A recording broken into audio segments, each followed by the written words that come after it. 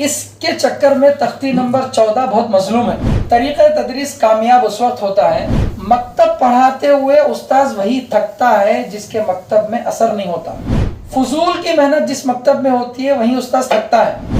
جو استاذ یہ بولتا کہ پڑھاتے پڑھاتے گلا دکھ جا رہا، پورا جان یہ ہو جا رہا، ایک ہفتہ لگ جائے کلاس کو منظم کرنے میں کوئی بات نہیں، میں کتاب دیکھو تو کتاب دیکھنا، میرے کو دیکھو تو میرے کو دیکھنا، سوا گھنٹہ اگر ہم اپنے آپ کو موبائل سے دور نہیں رکھیں گے تو پھر قوم کے بچوں کے ساتھ خیانت کرنے والے بنیں گے۔ Like video, share video and subscribe اور چینل۔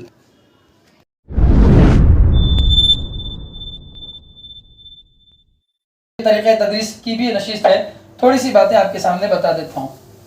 حضرت مولانا عبید الرحمن صاحب فرماتے ہیں اگر مکتب پڑھانے والے استاذ نورانی قاعدے کے شروع میں جو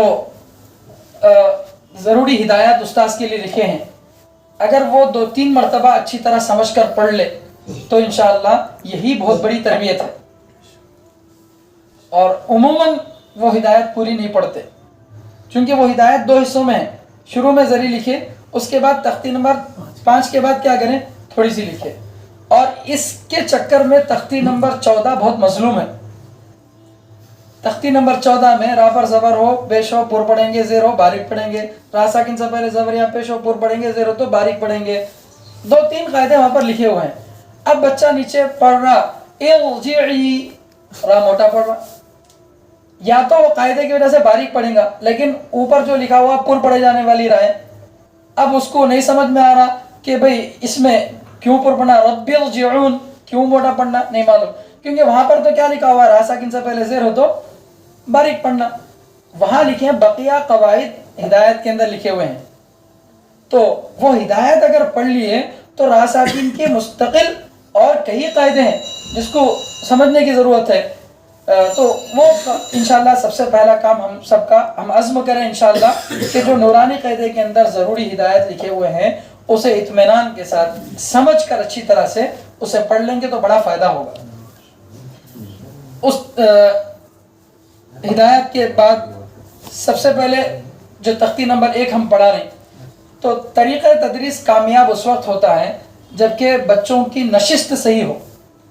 اگر طلبہ صحیح نشست کے ساتھ نہیں بیٹھے ہیں، ان کی بیٹھنے کی ترتیب تھوڑا بکھری ہوئی ہے تو پھر یہ ایسا ہی ہے جیسے نل تو کھول دیا گیا لیکن بالٹی نیچے نہیں ہے، تو پانی تو جا رہا لیکن بکٹ میں نہیں جا رہا، پورا پانی ویسٹ ہو گیا۔ اور مکتب پڑھاتے ہوئے استاذ وہی تھکتا ہے جس کے مکتب میں اثر نہیں ہوتا۔ فضول کی محنت جس مکتب میں ہوتی ہے وہیں استاذ تھکتا ہے۔ جو استاذ یہ بولتا کہ پڑھاتے پڑھاتے گلا دکھ جا رہا، پورا جان یہ ہو جا رہا، تو آپ کی یقیناً محنت ہوں گی، مگر یہ بھی ذرا ضرور سوچ لیجئے کہ کہیں آپ کی محنت غلط جگہ تو نہیں لگ رہی، کیونکہ قرآن کریم سے یہ بات ثابت ہے۔ حضرت موسیٰ علیہ السلام کو جب حضرت خضر کے پاس بھیجا گیا تو اتنا لمبا سفر کر کے آئے، کبھی تھکان محسوس نہیں ہوئی۔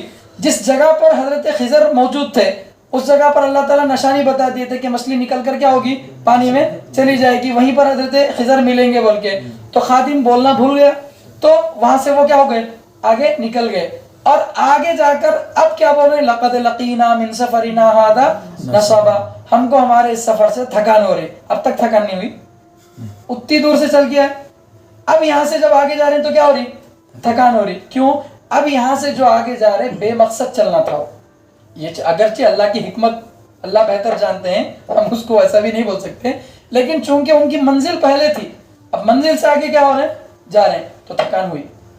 تو اگر مکتب کے اندر محنت صحیح ڈھنگ سے نہیں ہوگی تو پھر استاذ پڑھانے والا ذرے دن میں تھک جائے گا۔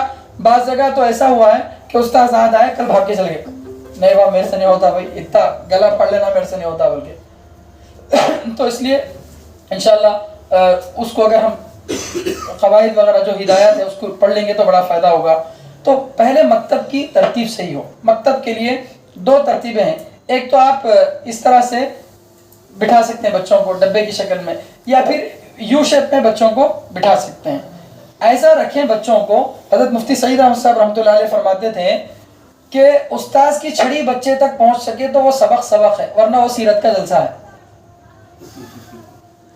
دارالعلوم میں جب سبق ہوتا تھا, ہماری جماعت میں 1250 بچے تھے مسجد رشید میں, تو بولتے تھے یہ سبق تھوڑی ہو رہا ہے, یہ تو سیرت کا جلسہ ہو رہا ہے.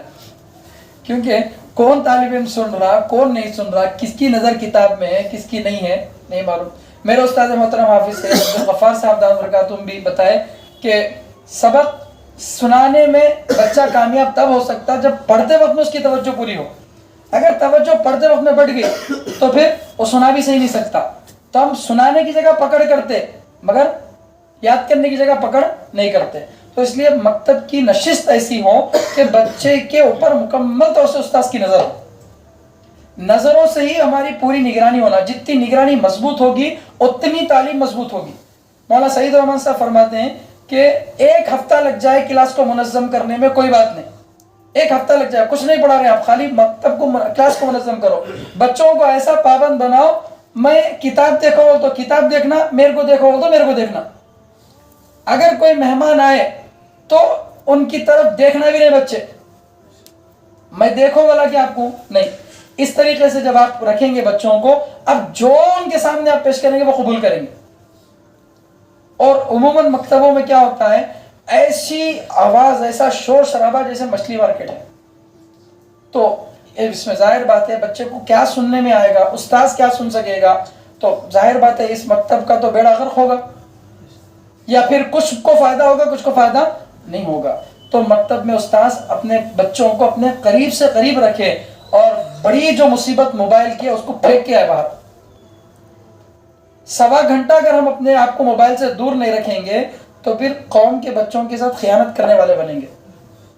اشرف العلوم میں جب میں پڑھا رہا تھا تو مولانا عبدالقوی صاحب دامت برکاتہم ہم لوگوں کو جمع کر کے اساتذہ کو بولے کہ مدرسے میں رہتے ہوئے مدرسے کے باہر کا سوچنا بھی خیانت ہے.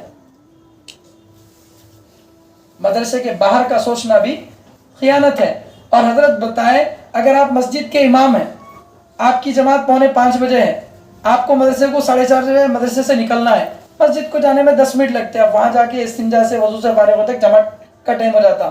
اس لیے آپ کیا کر رہے ہیں, 4:25 پہ اٹھ جا رہے ہیں, 4:20 پہ اٹھ جا رہے ہیں, یا 4 بجے اٹھ کے ضرورت سے فارغ ہو کے وضو کے ساتھ تیار رہ رہے ہیں. مقصد کیا, بشری ضرورت سے پورا ہونا نہیں, تاکہ میں امامت کو وقت پر پہنچ سکوں. تو یہ 10 منٹ آپ کے خیانت میں شمار ہو, اس کی تنخواہ لینا جائز نہیں ہے. کیوں؟ اس لیے کہ آپ مدرسے کے 10 منٹ کو ضائع کر کے امامت کے لیے لگا دیے. اتنی باریک باریک باتیں ہمارے اکابر بتاتے ہیں. تو ہم مطلب میں خود اس کا محتاج ہوں کہ ہم جب مکتب کے اندر جائیں, مکتب میں بیٹھیں, پوری طرح 100% ہم بچوں کی طرف متوجہ رہیں, 100% بچوں کی طرف متوجہ رہیں. اگر مکتب میں 2-3 اساتذہ ہیں, مکتب کا کوئی ذمہ دار ہو تو اساتذہ سے درخواست کر کے فون ایک جگہ جمع کر لے, اسے سوئچ آف کر کے چھوڑ دو. نماز میں جیسے ہم نہیں اٹھاتے, یہ بھی ہماری گویا ایک نماز ہے, اس میں نہیں اٹھانا ہے. موبائل دیکھتے ہوئے اگر آپ کو بچے کو پڑھائیں گے تو اس کا ہرگز اس پر اثر نہیں پڑے گا.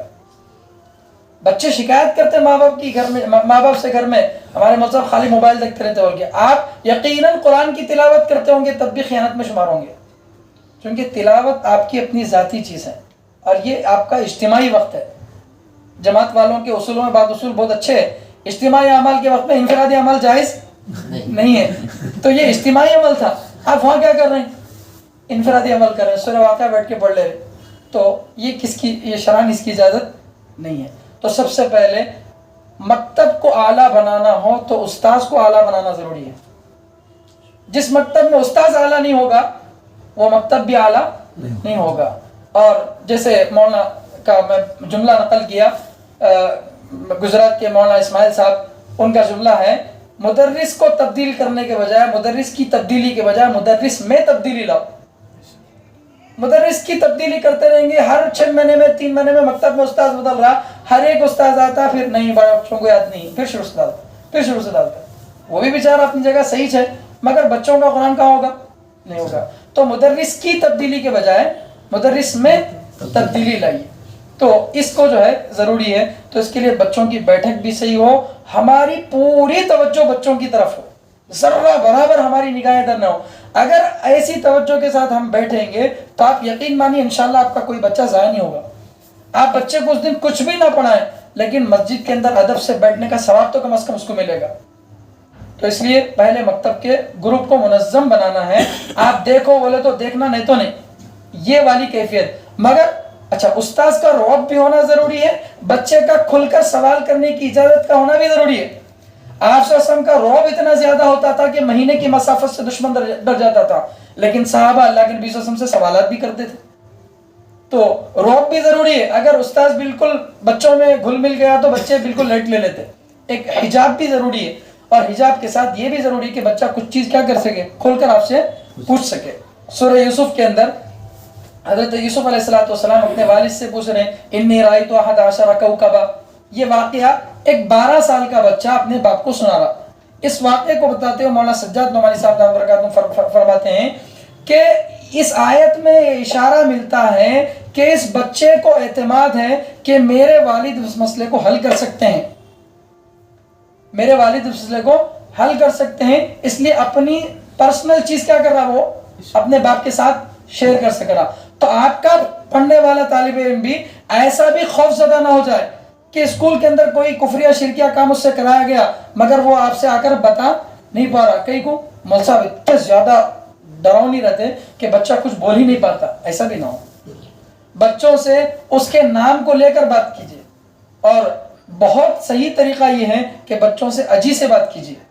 میرے استاد محترم حضرت مفتی ریاض احمد صاحب دامت برکاتہم مفتاح العلوم کے محتمم ہیں. ہم دیکھے حضرت کو اتنے چھوٹے ناظرے کے بچے کو بھی اجی سے پکارتے تھے. ان کی بہت بڑی ناراضگی ہوتا, ہولٹ ہولٹ اتنا, وہ بہت بڑی ناراضگی ان کی. تو ہم عزت دیں گے تو عزت لیں گے. Give respect and take respect. تو عزت دیں گے تو عزت ملے گی. جہاں اللہ کے نبی صلی اللہ علیہ وسلم نے بچوں کو فرمایا کہ اپنے ماں باپ کی عزت کرو, وہیں یہ بھی فرمایا اکریموا اولادکم. ماں باپ سے بھی فرمایا کہ تم اپنے اولاد کی کیا کرو, عزت کرو. ماں باپ بچوں کی عزت نہیں کرتے, دوستوں کے سامنے اسے ذلیل کرتے ہیں, رشتہ داروں کے سامنے بولتے ہیں تو کیا پڑھ رہا, ان کا بچہ دیکھ کتنا اچھا پڑھ رہا بول کے, تو ان کے بچوں کو پال لینا تھا. میرے کو گھر میں بولتا ہوں ہے نا. تو اس کی اگر عزت کا ہم خیال نہیں رکھیں گے تو انہیں بھی کیا کرتا, رشتہ دار خود ہمارے ساتھ بدتمیزی کرتا. یہی حال استاد اور شاگرد کا بھی ہے. استاد جب شاگرد کو عزت سے دے کر عزت سے بات کریں گا تو پھر انشاءاللہ شاگرد بھی آپ کی عزت کریں گے. وہ بچہ اسکول کے اندر اتنی عزت کے ساتھ بات چیت کو سنتا ہے, مسجد میں جب آ رہا تو دیکھا کہ قرآن کو پڑھانے والے ایسی زبان استعمال کر رہے ہیں. بعض جگہ تو اللہ معاف فرمائے تھوڑے آگے کے الفاظ استعمال ہو جاتے ہیں. یہ بالکل نازیبا باتیں ہیں. تو ظاہری اعتبار سے بھی مکتب کو منظم کریں, اور مکتب میں جاتے ہوئے خود اپنی تصحیح مکمل ہو. مکتب میں جاتے ہوئے جو ہم سبق پڑھا رہے ہیں ذہنی طور پر ذرا اس کا مطالعہ کر لیں. جو اسکولوں کے اندر ٹیچر بنتے ہیں ان کو باقاعدہ ٹیچر ٹریننگ کرائی جاتی ہے. آج آپ ایک سبق پڑھا رہے ہیں درخت کے بارے میں, تو درخت کے بارے میں سبق جا کے ڈائریکٹ نہیں پڑھا دیتے, بلکہ پوچھتے بیٹے آپ بتاؤ آپ کے گھر کے آس پاس کیا کیا چیزیں ہیں. بچہ بولتا وہ ہے اس میں ایک درخت بھی ہے نا, اور درخت سے کیا فائدہ ہوتا ہے ہمارے کو, اس کے بارے میں کیا. ان سے کچھ چیزیں کیا کرتے اگلوانے لگاتے. بچے بولتے تو بچوں کی پوری توجہ کیا ہو گئی, درخت کی طرف آ گئی. ہاں بچوں آج اسی کے بارے میں ہم کو پڑھنا ہے. اس طرح سے جو ہے سبق کو پہلے پریکٹس کر کے جائیں. نورانی قاعدہ کوئی کھیل کود نہیں ہے. یہ وہ کتاب ہے جامعہ ازہر میں مصر کے اندر جو قراء کا مرکز مانا جاتا ہے, وہاں پر بھی نورانی قاعدہ ہی پڑھایا جاتا ہے. اور نورانی قاعدہ کی عمر دارالعلوم دیوبند سے بھی پرانی ہے. 1856 میں اس کے جو لکھنے والے مصنف ہیں وہ 1850 پر 6 کے ہیں. دارالعلوم دیوبند کے قائم ہونے سے پہلے کی ان کی پیدائش ہے.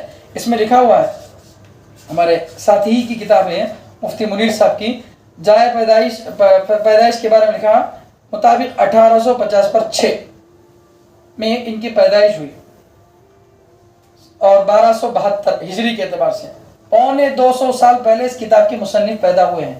ہو سکتا ہے کتاب کے لکھنے میں 150 سال ہو گئے ہوں, لیکن اچھی خاصی پرانی کتاب ہے. اللہ تعالیٰ اس کو مقبولیت دی ہے.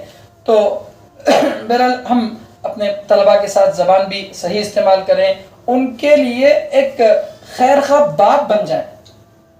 جیسے اپنا خاص بیٹا نہیں پڑھ رہا تو ہماری نیند حرام ہو جاتی, ہم سمجھتے کہ بھئی بچہ نہیں پڑھ رہا میرا کیسا بول کے. تو شاگرد کو بھی بیٹا سمجھیں, اور ہم اساتذہ جو ہے بچوں کی سبق میں ان پر محنت کرتے, ان کی فکر کرتے. لیکن اس کے ساتھ ساتھ کبھی راتوں میں اٹھ کر ان کا نام لے کر دعا کریں، اللہ میری کلاس میں فلاں طالب علم بڑا کمزور ہے، میں پوری محنت کرتا ہوں، پتہ نہیں میری محنت میں کوئی کمزوری ہے، شاید میری محنت میں کچھ کمزوری ہے۔ اللہ کے نبی صلی اللہ علیہ وسلم کو یہ فکر لاحق ہوتی تھی، یہ لوگ جو ایمان نہیں قبول کر رہے ہیں، ہو سکتا شاید میری دعوت پہنچانے میں کچھ کمی ہو گئی ہو، یہ آپ کو فکر آتی تو قرآن کریم بار بار نبی علیہ السلام کو نبیوں کے قصے بیان کر کے بتاتا، نہیں نہیں نہیں، یہ لوگ تو ان کی فطرت ہی ایسی ہے، آپ کی دعوت میں کوئی کمی نہیں ہے۔ تو ہم اپنے بچوں کے لیے رات میں تہجد میں اٹھ کر دعا مانگیں، ان کو اچھا پڑھنے پر کچھ ہمت افزائی کریں، اپنے برادر 1 روپے کا انعام دیں، چاکلیٹ دیں، کم سے کم ماشاءاللہ بول کر اس کی ہمت افزائی کریں۔ یہ چیزیں اگر ہمارے مکتب کے اندر ظاہری اعتبار سے آ جائیں گی، ہماری زبان بھی اچھی ہو، مکتب میں ہاتھ اٹھائے تو سمجھو استاذ ناکام ہو گئے۔ حضرت مولانا عبید الرحمن طاہر صاحب کے مدرسے کے اندر اصول ہے، حضرت فرماتے ہیں اللہ تعالیٰ قرآن کریم میں کیا بولے؟ الرحمن علم القرآن یا الجبار علم القرآن؟ الرحمن علم القرآن، رحمان نے قرآن سکھایا۔ یہاں اللہ اپنی کوئی اور صفت بھی بیان کر سکتے تھے، لیکن رحمان کی صفت بیان کرے یہ بتانے کے لیے کہ تعلیم قرآن کے لیے رحمت ضروری ہے، رحمت ضروری ہے۔ چھوٹے بچے محبت کے بہت زیادہ بھوکے ہوتے ہیں، ان سے جب تک شفقت سے بات نہیں کریں گے، محبت سے بات نہیں کریں گے، وہ ہماری دھمکیوں سے ڈرنے والے ہیں۔ مکتب ہی چھوڑا ہوتا کیا کرتے ہیں؟ میرے استاد محترم مفتی ریاض احمد صاحب بتائے کہ اعجاز اگر مکتب سے کوئی بچہ نکل گیا تو اس کے اگر پیر پڑے تو نہیں آتا تو بلا لو اس کو، یہاں تک حضرت بتا پیر پڑنا تو فی نفسی جائز نہیں، سمجھانے کے لیے بتا رہے یعنی اتنا بھی آپ کو گر جانا پڑ رہا اس کے سامنے گڑ گڑا کر اس کو لے کر آنا پڑ رہا تو لے کر آؤ، کیونکہ اس کے ایمان کی حفاظت ہماری ذمہ داری ہے۔ وہ اپنے ایمان کی حفاظت کے بارے میں نہیں جانتا، اسے چھوڑ دیا ہم، بچہ دیر سے آ رہا، چلو نکال دو مکتب سے، نکال دیے، نکال رہے ہیں تو کسی اور مکتب میں اس کو بھیجنے کا انتظام بھی کرنا، ورنہ یہ بچہ اگر مکتب میں نہیں رہے گا، ہمارے کسی اور مکتب میں بھی نہیں جائے گا تو غیروں کے ہاتھ میں رہے گا، مرتد بن جاتا، اس کی ذمہ دار کون ہے؟ ہم ہی چھوڑتے ہیں۔ تو اس لیے بچوں کے ساتھ ہمارا شفقت والا رویہ ہو، ایک بات تو یہ ہے۔ اور دوسرا، تختی نمبر 1 پڑھاتے وقت میں ایک تو حروف کی ادائیگی، اور دوسرا حروف کی پہچان، اور تیسرا حروف کا حفظ، یہ 3 چیزیں الگ الگ ہیں۔ ان چیزوں کو ملا کر اگر ہم کریں گے تو بچے گڑبڑ ہو جاتے ہیں۔ اسکول میں بچوں کو ABCD شروع سے آخر تک کیا کرتے ہیں؟ زبانی رٹا دیتے ہیں۔ تو پہچان ایک مستقل کام ہے، اور یاد کرنا اور صحیح ادائیگی ایک مستقل کام ہے۔ ادائیگی کے لیے استاذ کو دیکھنا ضروری ہے، پہچان کے لیے کتاب کو دیکھنا ضروری ہے۔ 2 چیزیں جب مل جاتی ہیں تو بچہ استاذ کو دیکھنا، کتاب کو دیکھنا، گڑبڑ ہو جاتی ہے۔ اس لیے آپ پہلے کیا کرنا ہے کہ بچوں کو صحیح ادائیگی کے ساتھ حروف تہجی یاد دلا دینا ہے، روزانہ 4 5 5 جیسے بھی حروف ہوں، ایک اچھے صحیح ادائیگی کے ساتھ، صحیح تلفظ کے ساتھ بچوں کو حروف یاد دلا دینا ہے۔ 3 دن میں، 4 دن میں، 5 دن میں یہ کام ہو گیا۔ اب اس کے بعد حروف کی پڑھانے کا مسئلہ آیا، حروف کی پہچان کا مسئلہ آیا۔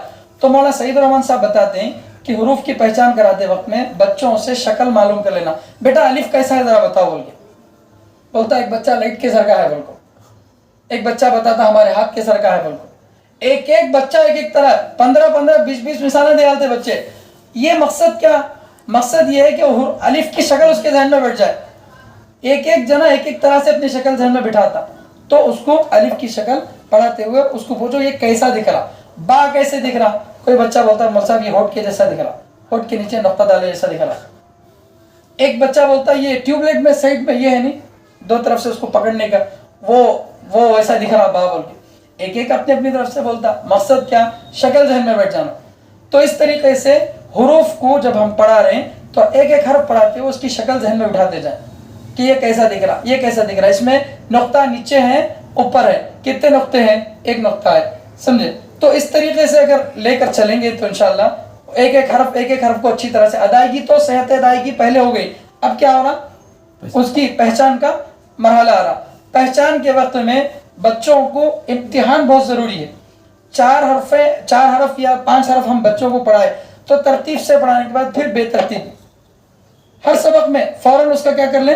امتحان لے لیں۔ شروع سے جیم تک ہا تک بچہ پڑھ لیا تو پڑھتے اب اس کو کیا کر رہے ہیں ہم ٹک ڈال دیں, ہاں ٹھیک ہے کل یہاں تک یاد کر کے, وہ بیچارہ کہاں سے یاد کر کے آئیں گے, نہ اس کو یاد کرنے آتا نہ اس کے امی ابا کو پڑھانے آتا.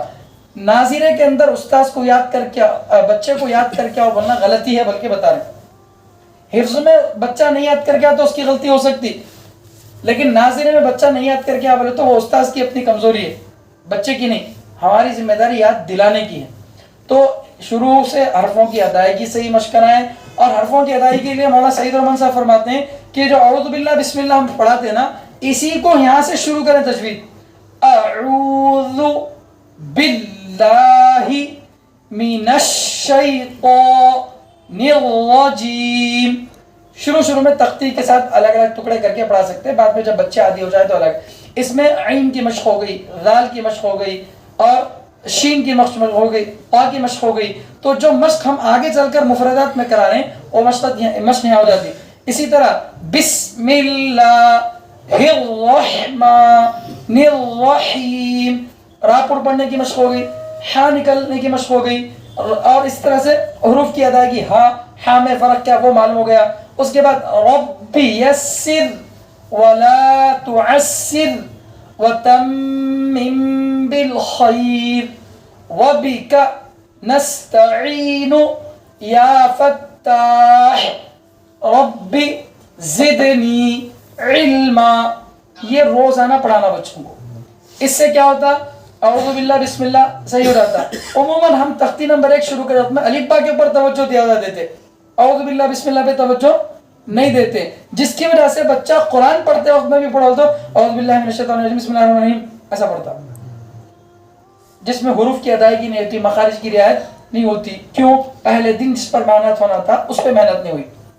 تو ہمارا نورانی قاعدہ شروع ہوتا اعوذ باللہ بسم اللہ سے, ربی یسر یہ جو دعا ہے اس کے ساتھ. پھر اس کے بعد انشاءاللہ تختی نمبر 1 کو ہم شروع کریں گے. پہلے صحت ادائیگی کے ساتھ مخارج بچوں کو رٹا دیں گے.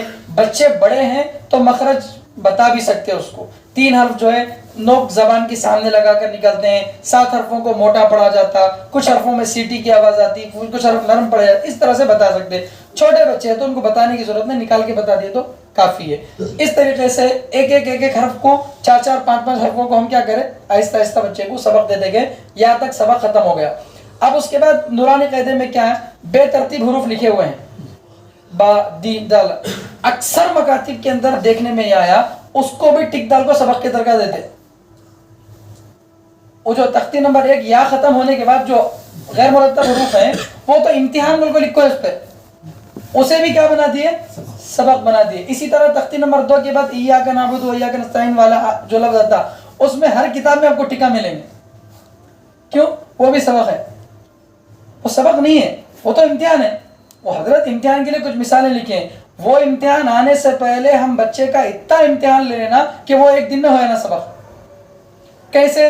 الف سے یہاں تک یا الٹا بھی پڑھا سکتے ہیں. یہ لائن اوپر سے نیچے تک پڑھو, الف جیم دال شین ایسا پڑھو, اور جو ہے جیسے آپ ترتیب بنا ایسی بناؤ الگ الگ طریقے سے. خود استاذ کیا کرنا, بچے کا 100 امتحان لینا. 100 امتحان کا مطلب ایک سوال ایک امتحان, 10 20 25 سوالات کرنا. اب کرنے کے بعد اب مطمئن نہیں ہو جانا بچہ پکا ہو گیا بول کے. پھر کیا کرنا, طلبہ کو آپس میں جوڑی بنانا, تمہیں آپس میں سوال کرو, 100 سوالہ کرنا, الف سے یا تک میں 100 سوال کرنا, تو پھر انہیں اس کو کیا کرنا, 100 سوال کرنا. تو اس طرح سوال جواب کے ذریعے سے کیا ہوتا, وہ تختی نمبر 1 اچھی طرح سے ذہن میں بیٹھ جاتی. ہمارے نورانی قاعدے کے اندر بنیادی تختیاں صرف 7 ہیں, بقیہ قواعد ہیں. نورانی قاعدے میں جو بنیادی تختیاں ہیں وہ صرف 7 ہیں. تختی نمبر 1 2 3 4 5 یہ, اس کے بعد تختی نمبر 7 تنوین, اور تختی نمبر 13 تشدید. یہی اصل میں نورانی قاعدہ ہے. اس کے علاوہ جو چیزیں ہیں وہ قاعدے ہیں. ان سے کیا ہوتا, لہنیں خفی ہوتی, لہنیں جلی نہیں ہوتی. تختی نمبر 9 میں اظہار ہے. اگر کوئی آدمی اظہار نہیں کرا, اخفا کرا, تو تجوید کی غلطی تو ہے مگر معنی کا فساد ہوتا نہیں ہوتا. اسی طرح تختی نمبر 10 میں اخفا نہیں کرا, تختی نمبر 11 میں قلقلہ نہیں کرا, اسی 12 میں تو امتحان ہے. تختی نمبر 14 میں راپور نہیں پڑا, تختی نمبر 15 میں حروف شمسی حروف قمری تو مستقل کوئی قاعدہ ہی نہیں ہے، جزم لکھ کر تو پڑھنا نہیں تو نہیں پڑھنا. اسی طرح تختی نمبر 16 میں اللہ کلام اگر پر نہیں پڑھا، پڑھنا چاہیے، نہیں پڑھا تو کوئی لہن جلی معنی کا فساد نہیں ہوتا. وقف کے قاعدے ہیں، جو وقف کے قاعدے اگر غلط جگہ وقف کر دیا تو جو جائز ناجائز کہا گیا وہ شرعاً جائز ناجائز نہیں ہے. وقف کے جتنے قاعدے تجوید کے اعتبار سے جائز ناجائز ہے، ورنہ شرعی اعتبار سے ناجائز جائز کچھ بھی نہیں ہے. اسی طرح تختی نمبر 18 تو تختی نمبر 13 کا کاپی ہے، وہاں ایک تشدید یا دو تشدید تختی نمبر 18 میں. تختی نمبر 19 میں مد کا بیان ہے. تختی نمبر 4 بہت اہم ہے، اس لیے کہ وہ الف مدہ یا مدہ واو مدہ ہے، وہاں نہیں کھینچنے سے معنی میں بگڑ جاتا. کتبنا جمع مؤنث کا صیغہ ہے، کتبنا متکلم کا صیغہ ہے، تو یہاں کھینچنے نہیں کھینچنے سے معنی کا فساد آتا. لیکن مد نہیں کرا آدمی، جا پڑھا، خالی جا نہیں پڑھا تو غلطی ہے، لیکن چھوٹی غلطی، لہن خفی. اور اسی طرح مد منفصل متصل کا جو بھی آگے آپ دیکھتے جائیے، تنوین کے نون ساکن کے اور بھی قاعدے آپ کو آتے ہیں، اسی طرح سے میم ساکن کے قاعدے آتے ہیں. یہ سب قاعدے ہیں، ان سے قرآن کے پڑھنے میں تجوید میں بہتری ہوتی. لیکن اصل جو قاعدہ وہ تختی نمبر یہی تختی نمبر 1 سے 5، تختی نمبر 7 اور تختی نمبر 13. تو یہ جو تختی نمبر 1 ہے یہ بہت اہم ہے. تختی نمبر 1 پڑھ لینے کے بعد اتنا امتحان لے بچے کا کہ بچہ 1 مہینہ لگائے کوئی مسئلہ نہیں، لیکن مضبوط ہونا، چونکہ مدرسے اور مکتب میں وقت میں فرق ہوتا. اس کے بعد تختی نمبر 2 جب ہم پڑھا رہے ہیں تو مولانا سعید الرحمان صاحب فرماتے ہیں تختی نمبر 2 پڑھانے کا طریقہ یہ ہے کہ تختی نمبر 2 شروع ہونے سے پہلے شکلیں لکھے ہیں، الف کی 2 شکلیں. اب اسے بھی ہم سبق کی طرح یاد کر لیتا بچہ، الف کی 2 شکلیں، با کی 2 شکلیں بول کے پڑھ لیتا بچہ، ٹھیک ہے. اب اس کے بعد تختی نمبر 2 جب شروع کرے تو باقاعدہ 2 لائن 3 لائن بچے کو کیا کر رہے ہیں، سبق دے رہے ہیں. پورا سبق پڑھنے کے بعد ایاک نعبد و ایاک نستعین وہ بھی سبق بن گیا. پڑھ لیا بچہ تختی نمبر 2، مگر مقصد حاصل ہوا نہیں ہوا. مولانا عبید الرحمان صاحب لکھے ہیں وہ اس کے نورانی قاعدے کی ہدایت میں بھی یہ بات لکھی ہے، تختی نمبر 2 کا امتحان لیں اور تختی نمبر 2 کا امتحان قرآن سے لینا ہے. تختی نمبر 2 بچہ پڑھ لیا تو اس کے سامنے قرآن کھولنا ہے اور قرآن میں کسی بھی آیت میں سے حرفوں کو پوچھنا ہے. کیوں؟ صبر زیر تھوڑی لگانا ہے تمہارے کو، پڑھ لیتے جاؤ. تبارک الذی بیدہ الملک، یہ تا ہے، یہ با ہے، یہ را ہے، یہ کاف ہے. اگر قرآن سے وہ حرفہ پہچان سکتا ہے تو تختی نمبر 3 میں لگ جا، ورنہ غلط ہے. تو مفردات اور مرکبات کی پہچان ایسے کرانا. اس کے لیے مولانا سعید الرحمان صاحب یہ بتاتے ہیں کہ الف کی جو پہلی شکل ہے سیدھے الف کھڑا رہتا، صرف پوری تختی نمبر 2 میں یہی پڑھانا ہے. آج کا سبق کیا؟ الف کی پہلی شکل تختی نمبر 2 میں شروع سے آخر تک اس شکل میں الف کتنی جگہ ہے یہ. پھر شکل نمبر 2 اس میں کتنی جگہ ہے، تو شکل نمبر 3 یہ کتنی جگہ ہے. تو تختی نمبر 2 میں کس سبق پر گرفت ہوگی بچے کو؟ الف. بچے لام اور الف میں کنفیوز ہو جاتے ہیں، لام جیم تو الف جیم پڑھا دیتے، یہ غلطی بچے کی قابو میں آ جاتی. تو اسی طرح با پڑھا رہے ہیں تو با کی پہلی شکل کتنی جگہ ہے، دوسری شکل، تیسری شکل کتنی جگہ ہے، اس کو اگر بتا لیتے جائیں گے تو ان شکلوں کے ساتھ تختی نمبر 2 کو پڑھانا ہے. جب شکلوں کے ساتھ ساری تختی ہو گئی، اب ایک دن میں پوری تختی نمبر 2 پڑھ لیتا بچہ. اب اس کے بعد جو امتحان ہے وہ تو امتحان ہے، وہ بھی آسان ہے. تو اس طریقے سے اصل سبق کیا ہے اور امتحان کیا ہے اس کو سمجھنے کی ضرورت ہے. یہیں تختی نمبر 2 پر ہی اپنی بات کو مکمل کرتے ہیں. ایک اشارہ میں بتا دیتا ہوں، تختی نمبر 3 میں بھی جو اوپر آ ای بو جو اوپر زبر زیر کے الفاظ لکھے ہوئے ہیں، مولانا سعید الرحمان صاحب فرماتے ہیں اصل سبق یہی ہے، اصل سبق یہی ہے. اس میں بچے کو مفرد رواں کی اتنی عادت ڈالنا، بغیر ہچے کہ وہ ا با تا سا پڑھ لیتے جانا. پھر ایک مرتبہ پڑھ لیا، ایک حرف ہی پڑھ لیا تو 2 حرف ہی ملا کر پڑھا اس کو، اب تا سا جہا اس طرح پڑھاؤ. جب 2 حرفوں کے پڑھنے میں کامیاب ہو گئے تو 3 حرفوں کو پڑھو، آبا تا سجاحا ایسا پڑھانے لگاؤ، 4 حرفوں کو پڑھانے لگاؤ. پھر اس کے بعد غیر مرتب طریقے سے اس کا امتحان لینے لگاؤ. الف سے لے کر ادھر سے نیچے یہ والی لائن پڑھو، یہ والی لائن پڑھو، اس کو پڑھو، اس کو پڑھو. اوپر ہی زبر کے سبق میں اتنی محنت ہو جانا، جب دراسا وضع میں انہیں آتا تو اس کو وہ آموختہ لگنا، اور وہ حقیقتاً آموختہ ہے جس کو ہم سبق کے طور پر پڑھاتے ہیں. وہ سبق نہیں ہے، دراسا ابلی رسول سدوسو یہ جو بھی نیچے لکھے ہوئے لکیر کے نیچے، یہ سبق نہیں ہے، یہ آموختہ، یہ مشق ہے. سبق کہاں ہے؟ اوپر ہے. عموماً مکاتب میں کیا ہوتا ہے، حمزہ زبرا کا سبق آ گیا تو اوپر سے نیچے تک ٹک ڈالتے ہیں، ہاں آج ماشاءاللہ بچے کا آدھا صفحہ ہو گیا ان کو، اب جو سبق ہے وہ درسہ میں ہے. تو اس طریقے سے جو ہے بڑی مشکل پیش آتی بچوں کے اندر. یہ کچھ منتشر باتیں تھیں. اگر مکتب کے اندر بورڈ کا انتظام ہے تو بہت اچھی بات ہے، بورڈ کا انتظام بھی کر لینا چاہیے. اگر بورڈ نہیں ہے تو بچوں کے پاس اسکول کی اپنی تختیاں ہوتی ہیں، وہ تختیاں بھی منگوا کر جو ہے بچوں سے اس کے اندر بھی یہ کر سکتے ہیں.